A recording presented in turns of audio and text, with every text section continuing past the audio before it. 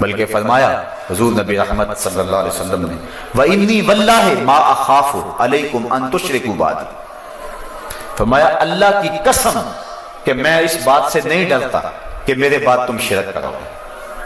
حضور نے تاکید کے ساتھ اور قسم کے ساتھ فرمایا وَإِنِّي وَاللَّهِ، اور بے شک مجھے قسم ہے میرے رب کی، مجھے اللہ کی قسم ہے کہ ما اخاف علیکم ان تشرکوا بعدی، کہ میرے بعد تم شرک نہیں کرو گے۔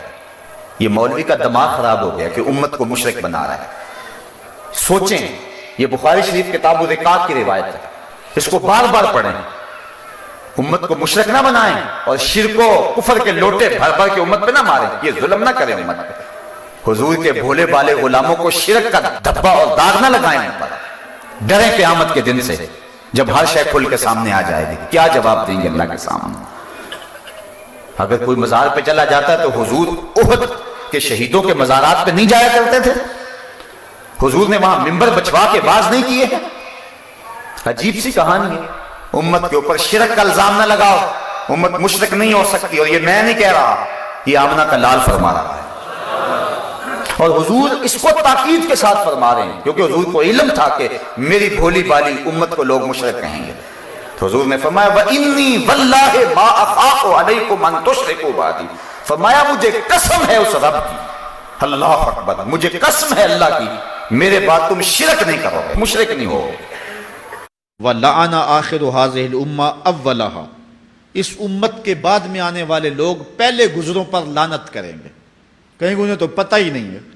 پاکستان کے اندر باقاعدہ آرٹیکل چھپے اخبارات میں کہ محمد بن قاسم جو ہے وہ ڈاکو تھا، سلطان محمود غزنوی لٹیرا تھا، یہ مضامین شائع ہوئے۔ صحابہ کو گالیاں نہیں دی جا رہی، کتنے لوگ ہیں جو صحابہ کو برا بھلا کہتے ہیں، اور حضور علیہ السلام کے والدین طیبین جن کی وساطت سے یہ درے اور گوہر شاہوار ہمیں نصیب ہوا، ان والدین کو ممبروں پہ بیٹھ کے کیا جہنمی نہیں کہا جا رہا؟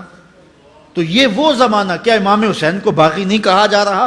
پہلے لوگ اندر داخل ہو کے کرتے تھے اور کتابچے چھاپتے تھے، اب آہستہ آہستہ ممبروں پہ بھی آ گئے اور یہ بات کہی جانے لگی ہے۔ اس پر باقاعدہ اجتماعات منعقد ہوتے ہیں، اس پہ کہا جاتا ہے۔ ایک ٹی وی چینل کے اوپر یزید کو جو ہے وہ رحمت اللہ تعالی علیہ کہا گیا، کیا کچھ نہیں ہوا، یہ سب کچھ آپ کے سامنے ہے، یہ حضور نے بیان فرمایا، یہ ہونا تھا۔ آقا کریم علیہ السلام نے ارشاد فرمایا وہ وقت آئے گا کہ جو آخر والے ہوں گے وہ سمجھیں گے کہ ہم ہی جو ہے وہ دیندار ہیں، ہمیں دین کا ٹھیکہ ہے، اور پچھلوں پر لعنت بھیجیں گے کہ انہیں کیا پتا تھا دین کا۔ آج پچھلوں کے عقائد پر حملے ہو رہے ہیں اور انہیں مشرک کہا جا رہا ہے۔ میں نے ایک دن کہا تھا، یہ بڑے زور سے کہا جاتا ہے جو یا رسول اللہ کہ وہ مشرک ہو جاتا ہے۔ میں نے کہا دیکھو اس فتوے کا اثر کہاں تک جاتا ہے۔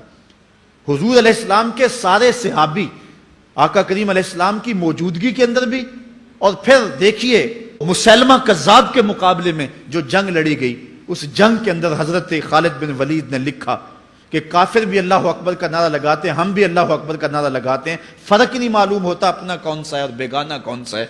تو حضرت صدیق اکبر نے لکھا کہ جب وہ اللہ اکبر کا نعرہ لگائیں تم اس کے جواب کے اندر یا محمد آہو کا نعرہ لگاؤ۔ وَقَانَ شِعَارُ الْمُسْلِمِينَ يَوْمَئِذٍ یا محمد آہو، اس دن مسلمانوں کا شعار ہی یہ تھا، جو یا محمد یا رسول اللہ کہتا تھا وہی مومن مانا جاتا تھا، باقی کو تہہ تیگ کر دیا جاتا تھا۔ تو اگر یا رسول اللہ کہنا شرک ہے تو پھر سارے صحابی، وہ 10,000 صحابہ جو جنگ یمامہ میں شامل تھے، ان کے بارے میں پھر کیا کہو گے؟ پھر حضرت زین العابدین کے بارے میں کیا کہو گے جو کربلا کے میدان میں مدینے کی طرف منہ کر کے کہہ رہے ہیں یا رحمت للعالمین ادرک لزین العابدین۔ پھر حضرت زینب کے بارے میں کیا کہو گے؟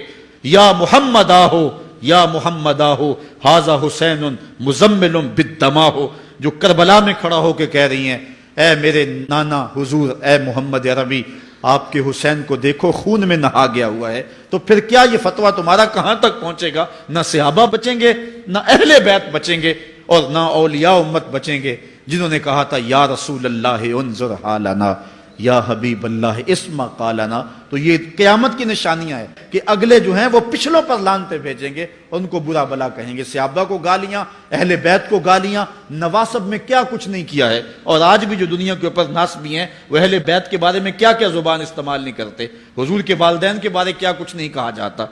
تو یہ سب کچھ ہونے والا ہے جو حضور علیہ السلام نے بیان کیا، کچھ ہو رہا ہے اور کچھ تم دیکھو گے اپنی آنکھوں کے سامنے۔ اب آج اس شرک نے کیا شکل بدلی ہے. آج کوئی فرعون نہیں ہے، آج کوئی نمرود نہیں ہے، لیکن جمہوریت جو اس دور کی نیلم پری ہے، پوری دنیا کی محبوبہ، معلوم ہوتا ہے کہ اس سے زیادہ بہتر تو کوئی نظام ہے ہی نہیں. اس کا اصل اصول کیا ہے؟ ساورنٹی آف دی پیپل، حاکمیت انسانوں کے ہاتھ میں. یہ اس دور کا سب سے بڑا شرک ہے.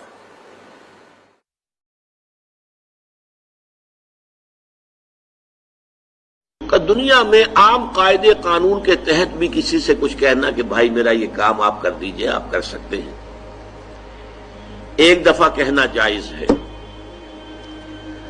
دوسری مرتبہ یاد دلا دینا کہ شاید بھول گئے، وہ بھی جائز ہے. تیسری مرتبہ کہنا شرک ہو جائے گا.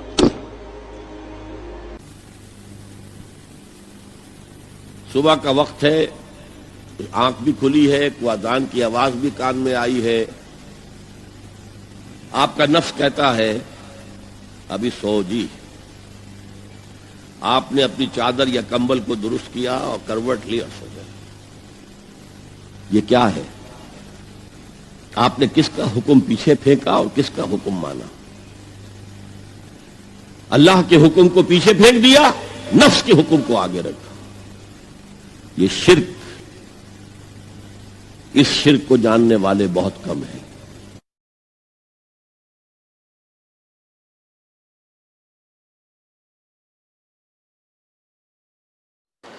لیکن یہ ہے معاملہ سارا جو اسباب عادیہ کے تحت، اس سے ماورا آپ کسی کو نہیں پکار سکتے. میں معذرت کے ساتھ عرض کروں گا اگر کسی کے جذبات کو ٹھیس پہنچے، آپ شیخ عبد القادر جیلانی رحمۃ اللہ علیہ کو نہیں پکار سکتے، محمد رسول اللہ کو نہیں پکار سکتے.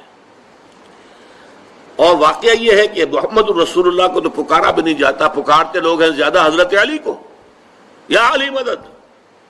شرک، شرک.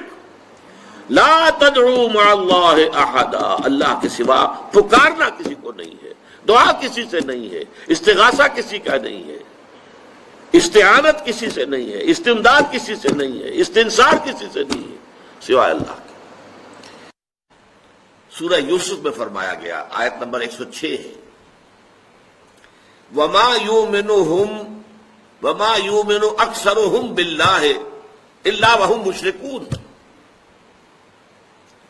جو لوگ اللہ کے ماننے والے ہیں، اللہ پر ایمان رکھتے ہیں، ان کی عظیم اکثریت بھی مشرکین پر مشتمل ہے. وما یؤمن اکثرهم باللہ، اور ان میں کی اکثریت نہیں ایمان رکھتی اللہ پر، الا وهم مشرکون، مگر یہ کہ کسی نہ کسی نوع کے شرک میں بھی مبتلا ہوتے ہیں. یہ ہے اصل موضوع ہمارا آج. صحیح بخاری اور مسلم کی حدیث ہے، نبی کریم صلی اللہ تعالی علیہ وآلہ وسلم نے ارشاد فرمایا، اذا کفر الرجل اخاه فقد باء بها احدهما. جب ایک آدمی دوسرے کو کافر کہتا ہے تو دونوں میں سے ایک کافر ہو جاتا ہے. اور صحیح مسلم میں ہے، ان كان كما قال والا رجعت علیہ. جسے کافر کہا اگر وہ اس کا اہل ہے، مستحق ہے تو ٹھیک ہے، لیکن اگر وہ کافر نہیں ہے تو یہ کافر کہنے والا خود کافر ہو جائے گا. آپ اپنی جہالت کی بنیاد پر کسی مومن کو کافر کہہ رہے ہیں. آپ کو شاید علم ہی نہ ہو اور آپ اپنے ایمان کی دولت سے محروم ہو چکے ہو. ایک مومن کو مشرک کہہ کر آپ خود کافر ہو چکے ہو اور آپ کو اس بات کا علم ہی نہ ہو. اگر ماضی میں ایسا کیا ہے تو فوراً توبہ کر لیجیے، فوراً